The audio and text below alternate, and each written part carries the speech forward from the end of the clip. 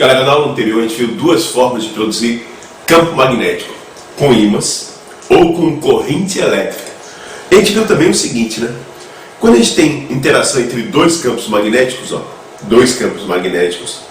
aparece entre os corpos uma força, às vezes de atração, às vezes de repulsão. Então, se interação entre dois campos magnéticos geram força, os caras pensaram na época o seguinte, né? Talvez exista uma interação, uma força entre uma corrente elétrica e um campo magnético. Porque, corrente elétrica também gera campo magnético, né? Então eles pensaram o seguinte, talvez, se o cara lançar uma carga dentro de um campo magnético, atue sobre ela uma força. E fizeram a experiência, pegaram uma carga e lançaram dentro do campo magnético. Cara, quando eles fizeram isso, eles perceberam o seguinte, que apareceu atuando sobre a carga uma força magnética. Força magnética. E essa força magnética, eles viram que dependia do seguinte: dependia da velocidade da carga, do valor da carga e do valor do campo magnético. Eles viram que quando a carga entrava no campo magnético, atuava sobre ela uma força magnética. E essa força magnética dependia dessas três coisas. E mais um detalhe, dependia também do ângulo formado entre a velocidade e o campo magnético. Esse alfa aqui, é o ângulo entre a velocidade e o campo magnético. Zeca, como é que descobriram isso? Fazendo experiências. Eles perceberam que, quanto maior a velocidade, quanto maior a carga, quanto maior o campo, maior era a força magnética que atuava na partícula. Tudo bem? E essa força aqui, ela dependia do ângulo formado entre a velocidade e o campo. E era uma força que sempre formava ao mesmo tempo o ângulo de 90 graus com a velocidade e 90 graus com o campo magnético. Tanto é que os caras criaram uma nova regra da mão direita, para desenhar essa força. Galera, cada professor explica a sua, né? Eu vou explicar da minha maneira. Se tu já sabe resolver de uma outra maneira, mantém o que tu já sabe. Eu explico assim, para determinar o sentido da força, a gente vai usar esses três dedos aqui, fazer uma arminha. Beleza? Cada dedo representa um vetor. O dedão é a velocidade, o indicador campo magnético e o pornográfico aqui da força. Beleza? Velocidade, campo magnético, força. Velocidade, campo magnético, força. Tem um acentezinho, né? Bem pornográfico, mas tudo bem, Esse da força aqui, lembra, é o do fuck. Isso. Foda-se também em português, né? Começa com que letra? F. Esse dedão aqui, da carona, o da velocidade. Então, o que sobra só pode ser do campo magnético, Então, força, velocidade, campo magnético. Tem um acentezinho que é assim, faça bom vestibular. Faça bom vestibular. Mas eu quero começar o faça pelo dedo certo, né? Como é que eu vou determinar o sentido da força? Nesse caso aqui, o campo magnético está entrando, xzinho, né? Velocidade para a direita, então, dedão para a direita. Ela não é para entortar o dedo, não, é para girar a mão. Os três dedos sempre permanecem perpendiculares entre si. Dedão para a direita, eu vou ter uma força magnética para cima, perpendicular ao mesmo tempo à velocidade e ao campo magnético. Galera, detalhes sobre essa força magnética que são importantes. Primeiro, né? Ela depende do ângulo. Então, quando o ângulo for 90 graus, ou seja, né, quando a velocidade estiver perpendicular ao campo magnético, do ângulo entre a velocidade e o campo, a força magnética tem o seu valor máximo. Tudo bem? Agora, se o ângulo for 0 ou 180 graus, a força magnética vale isso, 0. Porque, sendo de 0 ou 180 vale 0. E 0 vezes qualquer número dá 0. Outra coisa importante, né? Como essa força magnética é perpendicular à velocidade, ela nunca ajuda nem atrapalha o movimento. A única coisa que ela faz, é mudar a direção da velocidade e manter o corpo em movimento circular. Ela não realiza trabalho, ela não acelera nem freia a carga. A única coisa que ela vai fazer é o seguinte, quando a carga está ali, né, ela é puxada para cima, então ela sobe. Quando ela estiver aqui, ó, tá vendo? Ela vai ser puxada para a esquerda. Então ela vai para a esquerda. Quando estiver lá em cima, ela está indo para a esquerda, então ela é puxada para baixo. Então ela vai para baixo. E depois ela está indo para baixo, é puxada para a direita, vai para a direita. Opa! Aperta o botão certo. Vai para a direita e completa com isso, ó, uma trajetória circular. Então o que o campo magnético faz, ó, é prender a partícula, a carga, dentro de uma trajetória circular. É isso que acontece, por exemplo, ó, nos aceleradores de partículas, né? Um campo magnético, ó, prende as cargas numa trajetória circular até que uma colida com a outra. O campo magnético ele nunca acelera nem freia a carga. A única coisa que ele faz, ó, é fechar a trajetória, deixar ela em trajetória circular. Se o cara quiser, ele pode descobrir, ó, quanto que vale o raio dessa trajetória, né? O raio dessa trajetória. É só ele lembrar, ó, que como a força magnética está na direção do raio apontando para o centro, a força magnética nesse caso, ó, serve de força centrípeta. Então, QVB, né? E nesse caso o ângulo é 90 graus, é igual a mv quadrado sobre r. Dá de simplificar aqui, ó, o V com esse quadrado. Eu posso descobrir, por exemplo,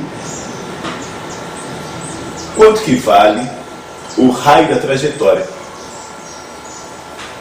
de uma partícula carregada dentro de um campo magnético. Galera, tem gente que decora essa equaçãozinha aqui, ó. Tem até frase para decorar ela, né? Tem uma que é assim, ó, Rashid me vê 1 kg. Ou seja, pudesse, tudo bem, foi bom, usa. Rashid me vê 1 kg. Rashid me vê 1 kg. Isso daqui também nos permite determinar, ó, a razão entre a massa e a carga da partícula, certo? Com isso daqui eu consigo determinar a massa, ou a carga, ou a razão entre a massa e a carga da partícula. Ela é usada, ó, em espectrômetros de massa, para descobrir massas de partículas. Agora, cuidado, né? A trajetória é circular se a velocidade for perpendicular ao campo magnético. Caso apareça o movimento de uma carga paralela ao campo magnético, com velocidade, ó, paralela ao campo magnético, não esquece, ó, se a velocidade for paralela, se o ângulo entre a velocidade e o campo for zero, a força magnética vale zero, ok? A força magnética é zero. E se é zero, ó, o corpo continua andando em linha reta com velocidade constante. Lembra, ó, se é zero a força resultante, o corpo permanece em movimento retilíneo uniforme. Como também, ó, cara, eu posso ter uma velocidade aqui inclinada em relação ao campo, ó. Nessa velocidade ela vai ter duas componentes, né? Uma paralela ao campo e uma perpendicular ao campo. Ó, essa paralela aqui, ó, ela não vai sofrer ação de forças. Eu não vou ter força na direção x, ó. Então esse Vx aqui vai permanecer constante. Agora aqui eu vou ter força, né? Velocidade para cima, campo para a direita, eu vou ter aqui, ó, uma força entrando no quadro. Então essa carga aqui, ó, no eixo y, ou perpendicular ao x, né, no plano aqui, ó, zy, ela vai ter uma trajetória circular. E no eixo x a velocidade é constante. Juntando essas duas coisas, ó, vai dar uma trajetória helicoidal. Ok? Vai ficar um negócio assim, né? Tudo bem. Mais ou menos assim, né? Tá legal? Galera, uma questão normal sobre forças, ó, é estar associada ao campo magnético da Terra. A gente recebe do espaço, né, algumas partículas carregadas que atingem a superfície da Terra. A superfície não, que chegam à Terra. Essas partículas, algumas delas, elas chegam perpendiculares ao nosso campo magnético. Principalmente aqui, ó, na região do Equador. E a gente sabe, né? Se ela chega perpendicular ao campo magnético, ó, a força magnética sobre ela é máxima. Mas essa força não muda o valor da velocidade, né?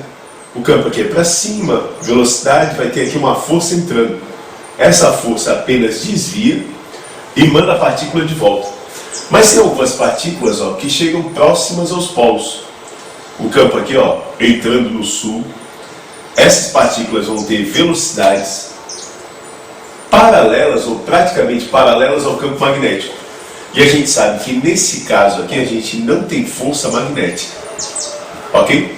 Então as partículas conseguem entrar na atmosfera, interagir com o ar e algumas até baterem na superfície. As que interagem com o ar, ó, ionizam o ar e faz com que ele emita luz, formando próximo aos polos o que a gente chama de aurora boreal. Ok?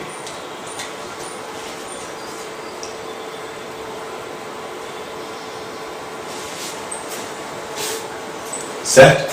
O que a gente chama de aurora boreal. Galera, se liga. Próximo ao Equador eu vou ter a força magnética máxima. Próximo aos polos eu vou ter a força magnética mínima. Já que se a partícula chegar com uma velocidade inclinada em relação ao campo, lembra? A trajetória dela vai ser helicoidal, vai acompanhar o campo magnético até atingir um dos polos. E uma outra questão também bastante comum é essa daqui, ó, em que eles lançam uma partícula dentro de um campo magnético e campo elétrico, e eles querem saber, ó, quanto que vale a velocidade dessa partícula para que ela se movimente em linha reta. Essa questão até que é simples, ó. Se eu lanço ela dentro de um campo magnético e elétrico e eu quero saber qual a velocidade para que ela ande em linha reta, ele tem que estar sempre ligado na lei de Newton, né? Para ela andar em linha reta, a força resultante sobre ela tem que ser isso, zero. Quais são as forças que atuam? Se o campo elétrico é para baixo, vai ter uma força elétrica puxando essa carga aqui, ó, para baixo. Se ela está indo para a direita, o campo está entrando, vai ter uma força magnética apontando para cima. Mesmo que num dia tu não consiga desenhar, tu vai saber, né? Que para a resultante da zero só tem uma condição. Se a magnética for igual à elétrica. Magnética é QVB, né? Elétrica é a carga vezes o valor do campo elétrico. Corta. Então, para aquela linha reta, a velocidade sempre vai ser dada por E sobre B. Eles usam isso, né, em equipamentos em que eles querem saber a velocidade com que um íon, ou um elétron, ou qualquer carrinha saia de um determinado aparelho. Então eles deixam aqui apenas um orifício para que apenas as cargas que se movimentam em linha reta saiam por ele. Beleza? E se eles conhecerem o valor de B e o valor de E, eles sabem qual é a velocidade com que essas partículas abandonam o aparelho. Não esquece, ó, que partículas carregadas dentro de um campo magnético são usadas em várias situações, até mesmo na televisão, né? Depois eu vou te mostrar, ó, como colocando um ímã próximo à TV, os elétrons que se movem dentro dela são desviados. Zeca, como assim é elétron? Galera, o esquema da TV, ó, eu vou te mostrar, ele é assim, ó. Aqui é o tubo de imagem, aqui tem uma fonte de elétrons, e aqui eu tenho um campo magnético que desvia esses elétrons. Beleza? Esse campo magnético, ó, desvia o elétron e faz ele bater em algum ponto da TV. Galera, eu tenho aqui uma TV, ó. Opa, já fiz, né? E lá atrás, ó, eu tenho elétrons que se movimentam, batem na tela, e quando batem na tela emitem luz. Beleza? E eles são desviados lá dentro por um campo elétrico e um campo magnético, que faz com que eles batam em todos os pontos da televisão, ok? E quando eles batem nesses pontos, ó, eles emitem luz numa certa ordem que gera uma imagem. Aqui não tem imagem nenhuma, né? Se eu coloco um campo magnético externo, eu mudo a trajetória desses elétrons, estão vendo? Beleza? E faço eles baterem em um lugar totalmente diferente do que eles deveriam bater. Certo? Então, ó, os elétrons batem em um lugar diferente, o que vai me dar uma diferença nas cores. Certo?